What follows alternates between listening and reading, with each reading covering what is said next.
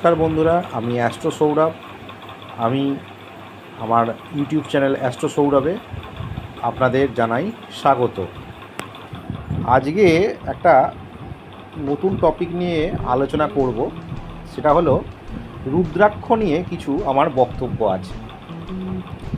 সবার প্রথমে বলে রাখি, এই কলিযুগেতে সবথেকে বড় আশীর্বাদ হলো মহাদেবের আশীর্বাদ এবং মহাদেবের যে রুদ্রাক্ষ, ঠিক আছে, অর্থাৎ রুদ্র মানে শিব এবং অক্ষ মানে মহাদেবের অশ্রু নিঃসৃত যে ফল, তাকেই বলি আমরা রুদ্রাক্ষ। এটা হলো সবথেকে বড় বরদান।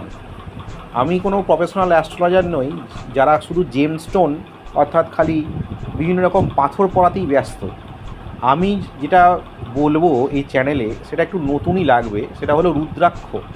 কারণ পাথর সবাই সব পাথর পড়তে পারে না। বিভিন্ন লগ্নের ক্ষেত্রে, বিভিন্ন রাশির ক্ষেত্রে যে পাথর হয়, অর্থাৎ লগ্ন মেনে আমরা যে পাথর পড়ে থাকি, সবাই সব পাথর পড়তে পারবে না। কিন্তু রুদ্রাক্ষ আপনি বিভিন্ন গ্রহের প্রতিকার স্বরূপ রুদ্রাক্ষকে পড়তে পারবেন। ধরা যাক মেষ লগ্নে শুক্র হচ্ছে মারক গ্রহ, কারণ দ্বিতীয়পতি এবং সপ্তমপতি হচ্ছে শুক্র।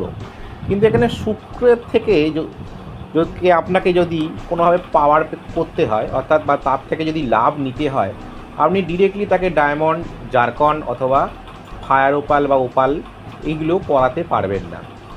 তখন আপনাকে কি করতে হবে, তার নির্দিষ্ট যে সংখ্যায় রুদ্রাক্ষ আছে সেইটা আপনাকে পড়ালে শুক্রের নেতিবাচক শক্তি থেকে সে জাতক বা জাতিকাকে প্রোটেক্ট করবে এবং সেখান থেকে সে লাভ পাবে। তাহলে আজকে রুদ্রাক্ষ নিয়েই আমি আমার আলোচনাটাকে শুরু করছি। তো ভিডিওটি শুরু করার আগে আবারও আপনাদের কাছে আমার অনুরোধ, যদি সত্যি আমার ভিডিওটাকে ভালো লেগে থাকে অবশ্যই চ্যানেলটাকে সাবস্ক্রাইব করবেন এবং লাইক করবেন আর শেয়ার করবেন।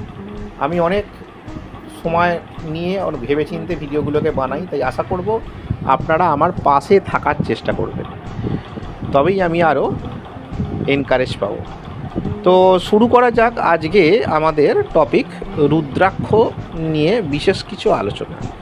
সবার আগে বলে রাখি, রুদ্রাক্ষ কি সবাই পড়তে পারে? এটা একটা প্রথম আমাদের প্রত্যেকের মনেই কোশ্চেন তৈরি হয় যে রুদ্রাক্ষ কি পড়তে পারি আমরা সবাই? অবশ্যই পড়তে পারে, কিন্তু তার কিছু বিধিনিষেধ আছে। 1 নম্বর হলো, রুদ্রাক্ষ পড়ে আপনারা কোনোভাবে কোনো নেশার দ্রব্য অর্থাৎ অ্যালকোহল, সিগারেট এই জাতীয় কোনো নেশার দ্রব্য আপনারা গ্রহণ করতে পারবেন না। এটা হলো রুদ্রাক্ষ পড়ার প্রথম শর্ত। কারণ যখনই আপনি এই নেশার দ্রব্যগুলো পড়ে, এই নেশার দ্রব্যগুলোকে নিয়ে আপনি রুদ্রাক্ষ পড়বেন বা নেশা করবেন, তখন সেই রুদ্রাক্ষ তার পজিটিভ এফেক্ট তো দেবেই না, উল্টে নেগেটিভ এফেক্ট দিতে শুরু করবে। দ্বিতীয় কথা, সহবাস করার সময় অর্থাৎ স্বামীর সাথে সহবাস করার সময় রুদ্রাক্ষ খুলে রাখতে হয়। তৃতীয়ত, রুদ্রাক্ষ কোনো অশুভ জায়গাতে আপনি নিয়ে যেতে পারবেন না। রুদ্রাক্ষ এই কিছু বিধিনিষেধ সামান্যই রয়েছে, এগুলো আপনাদেরকে পালন করতে হবে, তবে এই রুদ্রাক্ষ পড়ার কার্যকারিতা। না হলে রুদ্রাক্ষ পড়ে আপনার লাভ তো হবেই না, ক্ষতি পর্যন্ত হতে পারে। তো রুদ্রাক্ষ যারা আমরা মোটামুটি রুদ্রাক্ষ রেকমেন্ড করি, যেসব অ্যাস্ট্রোলজাররা, তারা আমরা খুব জেনে বুঝেই করি যে কার জন্য কি রুদ্রাক্ষ, হ্যাঁ, তবেই আপনার রুদ্রাক্ষ কাজ দেবে। প্রথম যে রুদ্রাক্ষটির নাম বলবো সেটা হলো একমুখী রুদ্রাক্ষ। খুবই রেয়ার পাওয়া যায় একমুখী রুদ্রাক্ষ। এটা হচ্ছে গ্রহ সূর্যদেবের কোনো অশুভ ফল থাকলে, অর্থাৎ ধরা যাক তুলা লগ্ন, সূর্য খুব একটা ভালো ফল দিচ্ছে না সূর্যদেব, তো আপনি সেক্ষেত্রে একমুখী রুদ্রাক্ষ পড়ে এই সূর্যদেব থেকে লাভ পেতে পারেন। অর্থাৎ দেখা গেল রবি কারোর পীড়িত আছে, কিন্তু তুলা লগ্নে আপনি ডিরেক্টলি রবির প্রতিকার হিসাবে আমরা জ্যোতিষেরা আর কি ডিরেক্ট কোনো রুবি বা চুনি পাথর বা মানিক পাথর দিতে পারবো না, তখন আপনাকে রুদ্রাক্ষে আসতে হবে। দ্বিতীয় আসা যাক দুমুখী রুদ্রাক্ষ। এর একটি নাম আছে, তার নাম হলো অর্ধনারীশ্বর। এবং দুমুখী রুদ্রাক্ষের যে দেবতা হলো চন্দ্রদেব।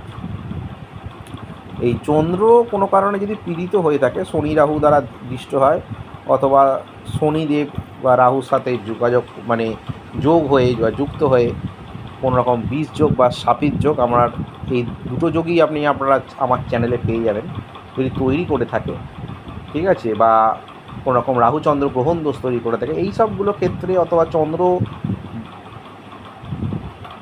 বৃশ্চিক রাশিতে আছে, সেক্ষেত্রেও আপনারা দুমুখী রুদ্রাক্ষ পড়তে পারেন। এবার আসা যাক তিনমুখী রুদ্রাক্ষ। এটা হচ্ছে মঙ্গল যদি কোনোভাবে চতুর্থ ঘরে থাকে, অর্থাৎ কর্কট রাশির ঘরে, তখন আপনারা পড়তে পারবেন তৃতীয়মুখী রুদ্রাক্ষ। ডিরেক্টলি এখানে লাল প্রবাল দিয়ে প্রতিকার করা যায় না। এবার আসা যাক চতুর্থমুখী রুদ্রাক্ষ, যেটা হচ্ছে 4 মুখযুক্ত ব্রহ্মার প্রতীক, এবং এই রুদ্রাক্ষ বুধ গ্রহের অশুভ প্রভাব কমাতে সাহায্য করে। এবং কোনো কারণে বুধ ধরা যাক মীন রাশির ঘরে আছে, অথবা 6, 8, 12 সাথে কানেকশানে আছে, তখন আপনারা এই রুদ্রাক্ষ পড়তে পারেন। এরপরে আসবো পঞ্চমুখী রুদ্রাক্ষ বা 5মুখী রুদ্রাক্ষ, যেটা হলো দেবগুরু বৃহস্পতি অশুভ প্রভাব রক্ষা করার জন্য আমরা বলে থাকি। এটা হলো 5মুখী রুদ্রাক্ষ। এরপরের যে রুদ্রাক্ষটি হলো 6মুখী রুদ্রাক্ষ, শুক্রের জন্য। শুক্র গ্রহের কোনো রকম অশুভ প্রভাব, যারা আমি আগেই বললাম ভিডিওর শুরুতে যে কোনো রকমভাবে ডায়মন্ড, জারকন, ওপাল করতে পারছেন না, তাদের জন্য হলো এই রুদ্রাক্ষ। এরপরের রুদ্রাক্ষটি হলো সপ্তমুখী রুদ্রাক্ষ, যা মাতা লক্ষ্মীর প্রতীক, অর্থাৎ মা লক্ষ্মীর প্রতীক, এবং শনিদেবের অশুভ প্রভাব কমাতে শনিদেবের ডাইয়া, সালসাতি, তারপর গোচর, এগুলোর জন্য 7মুখী রুদ্রাক্ষ খুবই উপযুক্ত। এটা আপনারা পড়তে পারেন। এরপরে গেল অষ্টমুখী রুদ্রাক্ষ বা 8মুখী, যেটার 8টা মুখ আছে। এর কে বলা হয় থাকে গণেশ দেবতা হলো এর প্রতিনিধিত্ব করে, এবং কেতু গ্রহের অশুভ প্রভাব কমাতে অষ্টমুখী রুদ্রাক্ষ নেওয়া হয়। এরপরের রুদ্রাক্ষটির নাম হলো নবমুখী রুদ্রাক্ষ, দেবী দুর্গার প্রতীক, নবদুর্গা, এবং রাহুর অশুভ প্রভাব কমাতে এই রুদ্রাক্ষটি ধারণ করা হয়।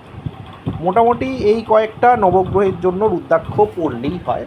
এরপরেও কিছু স্পেশাল রুদ্রাক্ষ আছে, সেটা নিয়ে আমি আরেকদিন পরে ডিটেলস আলোচনা করব। তবে বারেবারই বলবো, রুদ্রাক্ষ পড়ার আগেও আপনারা কোনো অভিজ্ঞ জ্যোতিষীর পরামর্শ রুদ্রাক্ষ পড়বেন। আর আমার সাথে অবশ্যই যদি কন্ট্যাক্ট করতে চান, আমার এই নাম্বার যে রয়েছে এটাতে হোয়াটসঅ্যাপ করে আগে আমাকে বুকিং করবেন এই নাম্বারে, এবং একটা ভয়েস মেসেজ আমি দিয়ে দেবো। তারপরে আমি আপনাকে সময় এবং ডেট বলে দেবো কোন সময় আপনারা আমার সাথে যোগাযোগ করবেন। তো আবার আরেকটি নতুন ভিডিও নিয়ে আপনাদের সামনে উপস্থিত হব। ততদিন আশা করব সবাই ভালো থাকুন, সুস্থ থাকুন। আজ এ পর্যন্ত, নমস্কার।